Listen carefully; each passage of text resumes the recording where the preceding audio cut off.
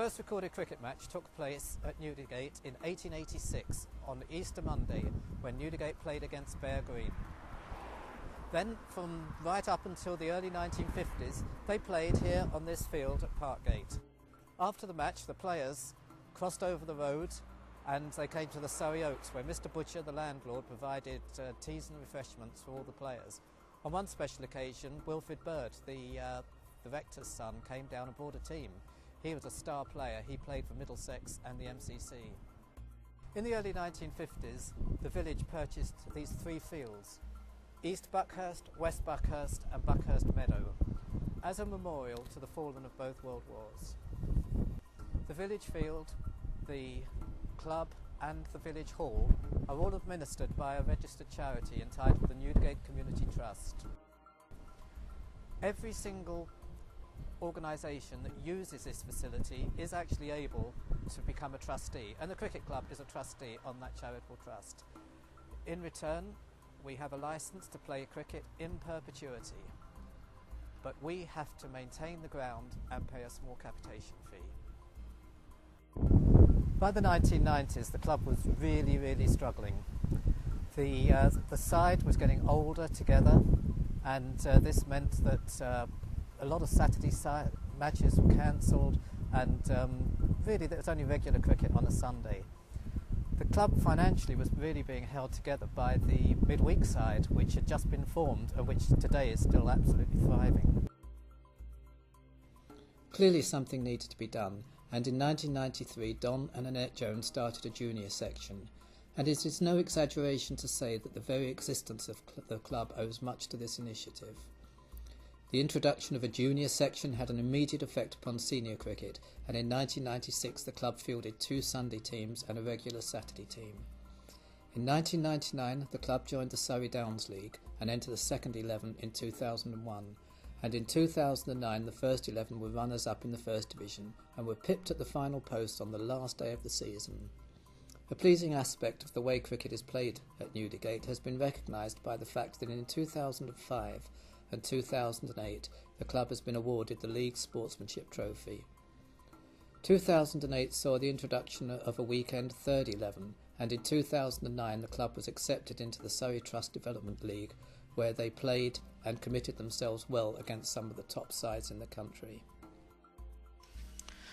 The junior section has grown a life of its own, and in 2012 we registered 100 young boys and girls who were instructed by 10 qualified coaches and their assistants. We entered sides into the East Surrey Colts League at under 9, 10, 11, 13, 14 and 16 levels, and the talented under 14s won their division. The under 11s lost in the cup final, and the under 9s won the Capel six-a-side. Altogether a successful season. Over the years we have taken the juniors to professional matches at the Oval, where we have played quick cricket or have been guards of honour, and these have always been memorable occasions. Every year the coaches select 8 juniors for individual coaching at the Surrey Cricket Centre under the Russell Hague Bursary, and this award is much coveted by the junior players. Through the Chance to Shine scheme we have close links with Newdigate Infant School and most of the primary schools in Dorking, and we have introduced coaching schemes during the summer term.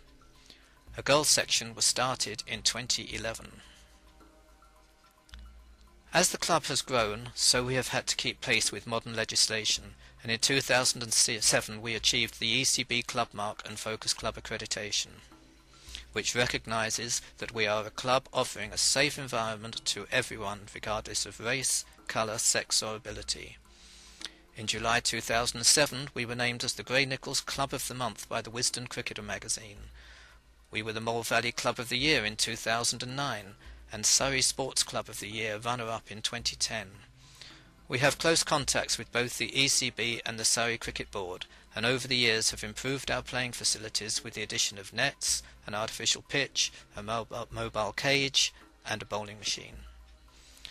Over the last 15 years we have had a number of events which stay in the memory and have enhanced everybody's cricketing experiences. The visit of Surrey County Cricket Club in 1997 and 1999. The last match of the millennium played on the 31st of December 1999, and the first match of the new millennium played the next morning. the annual six-a-side tournaments in memory of Peter Clark, which raises money each year for Diabetes UK. The antics of Mr. Brown and his party nights, and appearing on Cricket AM on Sky Television, and reaching the finals of the 2020 competition and playing on the county ground at Uxbridge in 2006. The visits of VRA Amsterdam and the Centurion Cricket Academy from Mumbai to play our juniors and staging our first ever county match when Surrey Under-11s played Warwickshire. Our major fundraising event is the annual Bonfire Night. Here we are getting the ground ready under the NatWest Cricket Force scheme.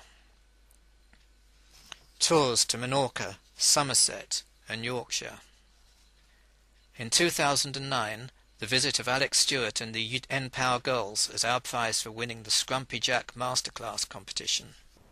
Everything on the playing front and the organisational front is rosy, but we have a very, very real problem. Our pavilion is rotting. This pavilion and the scout hut behind were actually built as London prefabs for housing people who lost their homes during the Blitz. They were supposed to last 10 years. This has now been here for something like 60 years. Yes, it's been brick-clad, it's been enlarged, but the reality is that the frame in the roof and the frame in the floor is actually rotting. And we still have an exposed asbestos wall. All our equipment is stored inside this tiny garage. So when we want to get the mower out to cut the outfield, we have to move 4 other mowers and a scarifier before we can get to it. Other equipment is stored in this porter cabin. And there, of course, we have the scout hut. With over 100 juniors, plus their parents and carers, and over 60 playing members, the clubhouse and changing facilities are just too small. And in order for us to fulfil our inclusion and diversity policy, access for disabled people needs to be improved. We are desperate for more storage facilities for cricket gear and ground equipment. Using the offices of qualified club members, we have now drawn up plans to build a new pavilion and scouts hut. And approval has now been reached with the ECB and Mole Valley District Council. The idea is that both organisations, the Cricket Club and the Scouts, raise funds individually, except for some grants when a combined application might be more appropriate. The new pavilion will be slightly larger than the existing one, but will be built on the same plot, facing south-east as recommended by Sport England. The home and away dressing rooms will be larger and in accordance with ECB recommendations. The club area, bar and kitchen will all be larger. The garage and porter cabin will be demolished, and a building joining the pavilion and scout hut will home disabled toilets and sufficient storage for cricket gear and ground equipment. A new scout hut will be built in the same position, but again it will be slightly larger, and the existing oak tree will become the main feature of the development. We are appealing to you, the membership, to help financially so as to create a legacy for the cricket club, the Scouts and the village for many years to come. We hope to use local craftsmen and create a building for Newdigate people by Newdigate people. So, please help to turn a dream into a reality.